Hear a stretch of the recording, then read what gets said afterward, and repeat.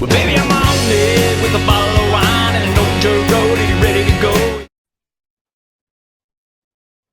Hey, everybody. Thanks for joining us today. Live Music Nation podcast. I'm your host, Jake Gill. Today, we're with Donald from Edgerton Frontier Days. Donald, thanks for joining us.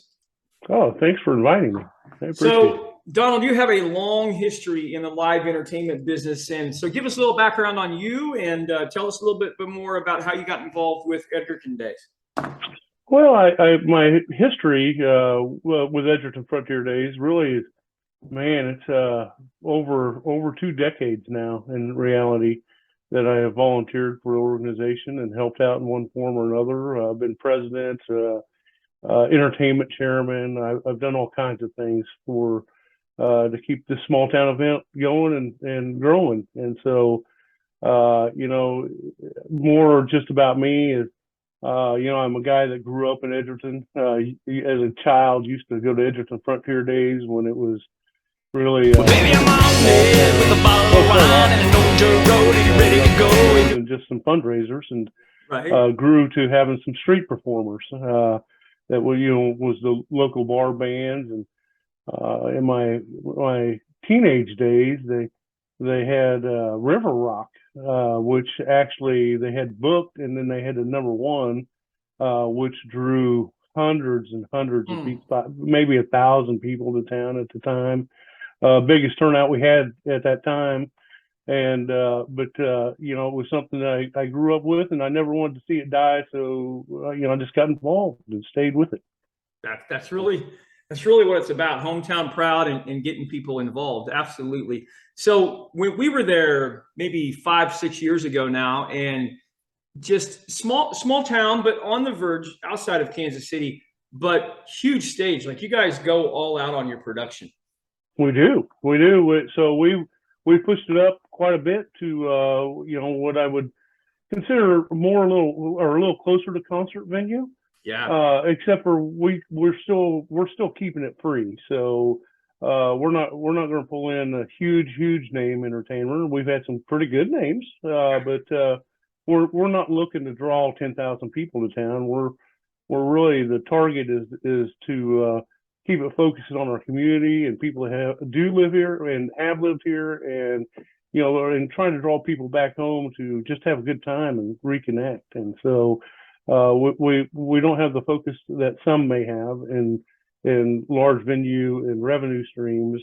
In Edgerton, you're right. We're on the edge of the Kansas City metro, which gives us a lot of growth potential. We've seen some of that in the industrial market already, and we have a new housing project coming our way, which will add more to our event. So I'm pretty excited about that. Absolutely. Donald, what is it for you personally about live music that is so attractive to you? I think live music is where you get to see things truly live, raw, and and I think really for me, I don't have an artistic bone in my body, but watching a guy like you, or a singer or entertainer of all sorts, that can showcase a talent that is amazing, but yet there are still mistakes, and how you handle those mistakes are super important. I mean, oh yeah, as simple as a guitar string break. I mean, what do? You don't shut the show down. You got to keep rolling. And and I think I'm very particular about the types of entertainers we have, because I want ones that can really truly interact with the crowd, because it just makes it more fun. And and more personable and a better experience long term. And so that's what I kind of look for and enjoy, to be honest with you. I'm not a guy. I guess my preference in music is country, but I recognize too that people want other things. So a few years ago, we also had an old hair band that people might have known. Their name was Vixen. It still is. But a great group of girls that really put on a great show, and just maybe not my style, but I enjoyed the experience even nonetheless. And they put on a great show. Yeah, no, it really is that experience. We were talking the other day, and it's almost like when it's live, you get the emotion that is there. And I noticed that you talked about when you see something live or you hear something live, there's always that unpredictability factor. And so you and I had talked off camera last week. Mm-hmm. You're a big NASA fan, and so you're all over this space shuttle. And there's some distinct comparisons to a space shuttle launch with live entertainment, and then there's also some very, very different components in there. And there, when something goes wrong in live entertainment, it's generally fixable, and if it's not fixable, it's not going to cost someone their life. Whereas in the NASA program, it has to be so pristine and so perfect, and everything has to be right, because the cost to the benefit to the damage ratio is just huge. And I think I heard a musician describe. I just asked him. I said, "What is it about being a musician that is so addicting and captivating for you?" And he said, "It's the vulnerability. It's the vulnerability of being up there." Well, for the people that like feeling that vulnerability, there's also people that like watching that vulnerability, because out of that comes some of the greatest moments in music. You don't hear about the greatest moments in the studio. You hear about the greatest moments on stage, and people get to be a part of that. And of course, now that we have cell phone cameras and the documentation, it's so much easier. But I can't imagine, back in the days before everything was documented with video, the moments that happened, and people just have their memories, from that. And they do. That's pretty cool. That's pretty cool. Let's have some fun. Donald, what's the best concert you've ever seen? Not just at Frontier Days, but in your whole life, what's the best concert you've ever seen? So I think if we're really focusing just on my life, one of the most memorable concerts I had as a youngster was actually Lee Greenwood. Okay. I got to see him downtown Kansas City, and really it was the passion of everybody in the audience. And anybody that's been to a real show, and back in my day, where today they use cell phones, but everybody, Proud to Be American came on, and the number of lighters that came out in salute of that song, it was just a moving moment. And it just moved me in the fact that here I am, with an artist that is here just to entertain us, but yet is really at that time making the country impassioned about a song. Yeah. I have another experience, and this one wasn't my choice, or wasn't my top choice. But when my daughter, my oldest, was growing up, she really liked the Backstreet Boys, and I thought that no real desire for myself to go, but man, I had a great time going with her and her friends, and it was just a lot of fun, and it was a true memory from her childhood that I got to participate in. I just got to be part of it, and and they did put on a great show. I'm not going to knock their performance. They put on a great show. Yeah. They catered to their audience well, and that was wonderful. If I focus on our events, our local events, in our very recent past, we had a girl band that called the Jersey Girls that came, and they just had such a stage presence. It interacted so well with the audience, and and then they were quality entertainers on top of it. The great voices, and a great look to the group, and man, it was just it's just fun to see. And to some degree, I'm the backstage guy. I don't even really want to sit in front of the speakers, but I enjoy getting up and seeing what all's happening, because there is something about being on stage that is enticing, where you get to see the entire crowd and the reaction. And so, I just think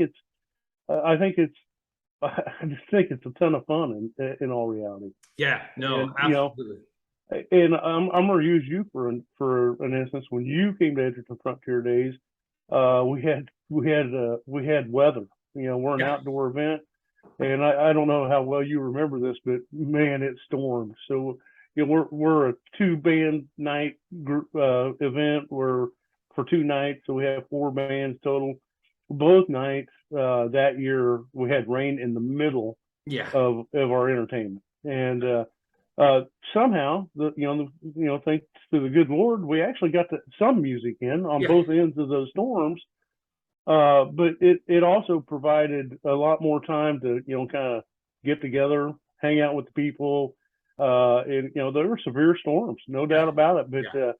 But I think that gave a different look that year. And again, how the performers reacted to that is interesting to me. And, and how it gave them time.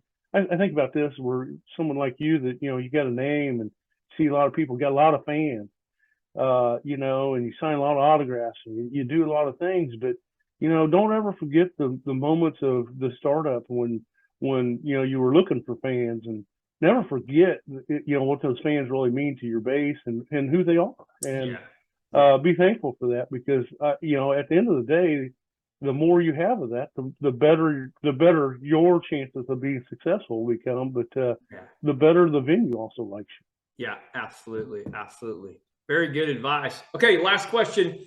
Dead or alive, you could bring one act to Frontier Days. Who would you bring? A guy that I have bought tickets for but never got to see. I would love to have Garth Brooks. Oh man, I can't. I just don't want to mention his name before he shows up because he draws people. Oh, it would be Central Park in Edgerton for sure. I mean, yeah. But what a classy guy, Oh. down to earth and a great performer. And like I said, I've never got to see him. Love his music, but more importantly, I'd like to be able to meet him and get to know him a little better. And last year we had a band that you would recognize, Ricochet. Uh-huh. In my days, them guys were big time. Oh yeah, yeah, and fun. They're down to earth, just nice guys, and but really still put on a great concert. So Garth Brooks. Garth Brooks is my choice. Yeah, that'd be Garth, awesome. if you know Garth, or you can get him to watch this and get him to Edgerton, let's do that under some umbrella where nobody knows. we could bring him in as Chris Gaines, and no one would show up. That'd be great. That'd be perfect. That would be his hit. Remember when he did his alter ego? Yep. And actually, it would have worked. It would have worked, but it was just promoted so wrong as it goes through there. That's so good. Oh man, Donald, it's good to see you again, man. I hope you're well, and for your benefit, I'm gonna wish that the launch gets pushed back another time so you can go back down there with your grandson and get to experience that. That's a cool thing. So I do truly appreciate that. I mean, my grandson's truly looking forward to that, and we can't be there on 27th if that's the day they decide to launch it. More power to them. I'll watch it on TV. But yes, as long as everybody's safe, they don't take any chances for sure. And I understand. So yeah. Where were you the day the Challenger blew up? Remember that day? I do. I was actually I actually was in high school at the time, and my senior year. Okay. And I had went home sick that day, so I was sitting in front of the TV, and I was watching that live when that blew up. Oh so, man. A very memorable moment in time. And, yeah, for sure. I was a third grader. And I'll never forget the librarian. This was back when TVs were on roller carts with VCRs, and I'll never forget the librarian came in to interrupt class, and she said the space shuttle just blew up. And we had this guy in our class. I'm not going to mention his name because I think he probably at the time had a little maybe autism or Asperger's or something like that. Mm-hmm. But he just immediately stood up and went, yes.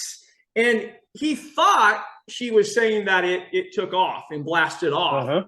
But the rest of the class knew that it wasn't good by reading her expressions, and so I'll never forget that day. That was really as a 9-year-old or whatever I was, that was really my first taste of real tragedy, that I had pretty sheltered life as a youngster. And so that was, 9/11 hadn't happened. Any of those major events hadn't happened yet.